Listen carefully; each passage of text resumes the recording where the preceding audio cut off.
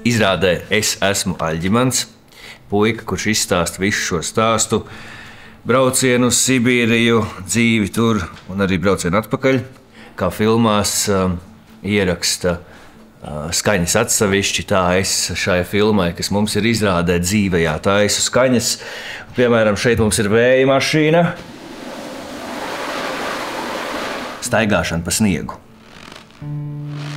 Pūtējs, svilpe, kartona kaste, kura ir pasaulē labākās bungas.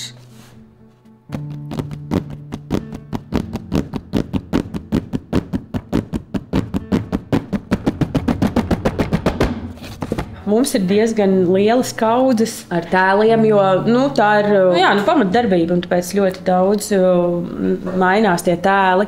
Mēs dažādi veidi, kā attēls var ienākt kamerā. Katru attēlu mēs izlietojam vienu reizi, izņemot, piemēram, tādas kā koki vai stabi, kurus izmantojam atkārtoti, bet šīs tēlu kartītes mēs izmantojam vienu reizi. Mums ir tādas dažādi izmēra papīra lēlītes, laikam, ja tā var teikt.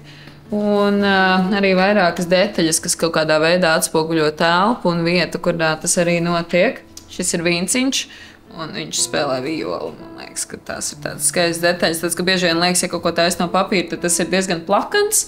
2D versijā, bet mēs šo 2D versiju varam arī iedzīvināt un padarīt kustīgu un dzīvu. Es vispār esmu vienīgais cilvēks, kurš šajā izrādē strādā pie visām kamerām. Man ir darbs pie šīs kameras, gan tur, gan vienreiz es pievienojos meitenēm. Un šeit manī arī jāpaspējas mainīt diezgan ātri visādas tādas lietas.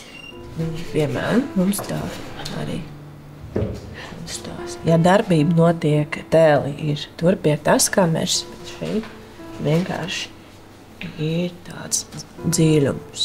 Mums ir ļoti daudz dažādu fonu, kad mums vajag tumšāka, gaišāka ainavas. Mums ir arī zaļais ekrāns, un pateicoties zaļajam ekrānam, mēs varam parādīt, kā krīt blaktis, kā krīt sniegs, un mans mīļākais, kā līst lietus. Protams, mēs šeit arī rādām lielu daļu no saviem tēliem. Tas ir Hļebņiks, viens no maniem mīļākajiem tēliem, sargiem, zaldātiem. Viņam ir arī sava dziesma. Jā, man ir 2 solo dziesmas dažādās valodās.